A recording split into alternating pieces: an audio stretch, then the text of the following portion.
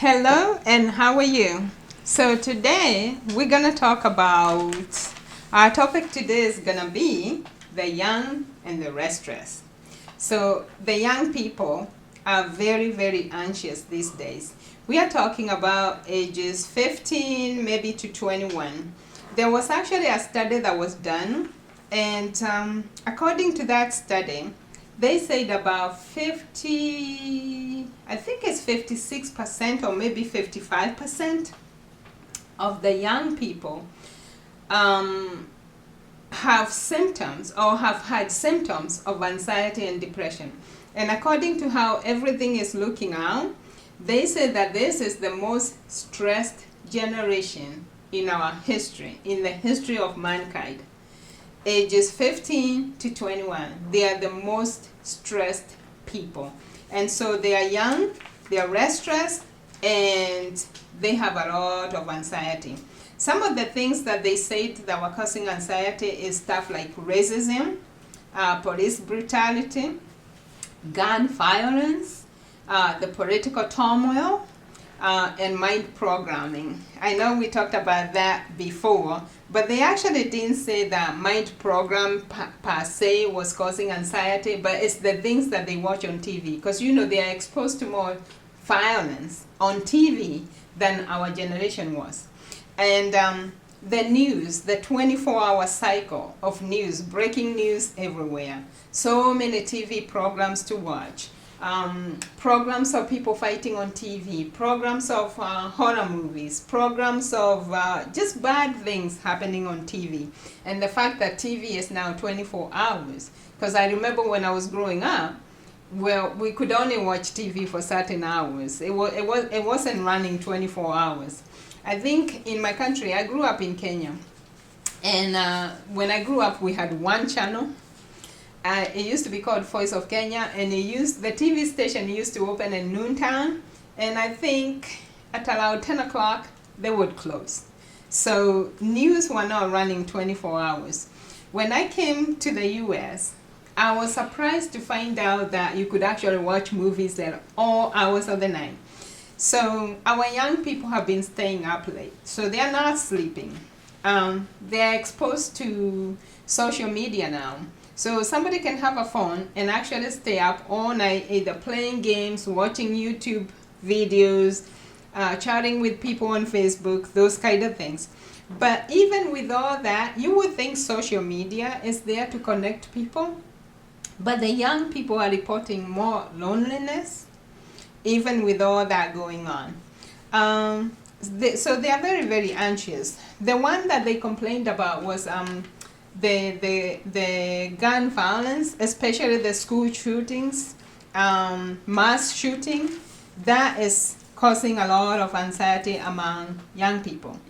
So I remember some of the kids were reporting that anytime they hear like a loud noise in school, they get startled or they are scared. So they have all this anxiety, and some of them are actually reporting like serious symptoms of anxiety and depression. Now, our young people, what are we going to do to protect them? I don't know what to do, because until the day we actually turn our TVs off, or maybe take them and throw them in the trash can, take our cell phones and dump them in the trash can, and I don't think people are ready to do that right now, we're going to have problems. Because the young people are growing up and they already feel lonely. They're spending too much time with electronic gadgets. I don't know how this is going to help them, and that's why I say the problems that we are having in our world today, if we actually don't fix them, us, not them, us, because we are the best people who are positioned to fix the problems that are here in our world. But I'll tell you what, most people are not fully awake. They are not aware what's going on in the world. I have talked to a lot of people, and I can tell you maybe 5 to 10% of the people know what's going on. The rest of the people, they don't know what's going on. They go to work, they come home, they watch TV, they go to sleep, they wake up the next morning, they go to work, and they never question anything. Meanwhile, our children are getting depressed. Our children are having mental health issues. Our children are killing themselves. As you know, the suicide rate has gone up, and our children are reporting loneliness, and they are also saying that they don't have any social support, that they don't have people who understand what's going on with them. That's not good.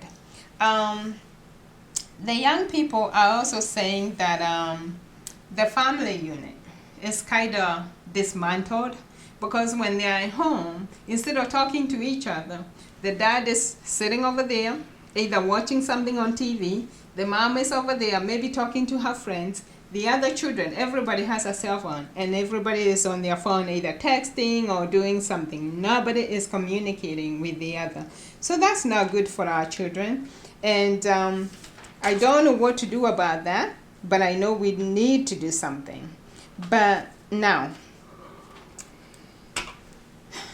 we took God out of our schools. And I think that's a good place we could start. We can bring God back into our lives, into our family. Because actually, if things have to get better, the family unit has to be restored. And I can't think of better people that can actually do this than women. Because women have strength, some strange kind of strength. They have strength and they have wisdom. Women can make the family unit work. Women can teach their children what's going on. You know, you can be kind, you can offer support, you can actually bring the family unit back together. If we put the family unit back together, we can put this world back together the way it was supposed to be. Thank you, and God bless you.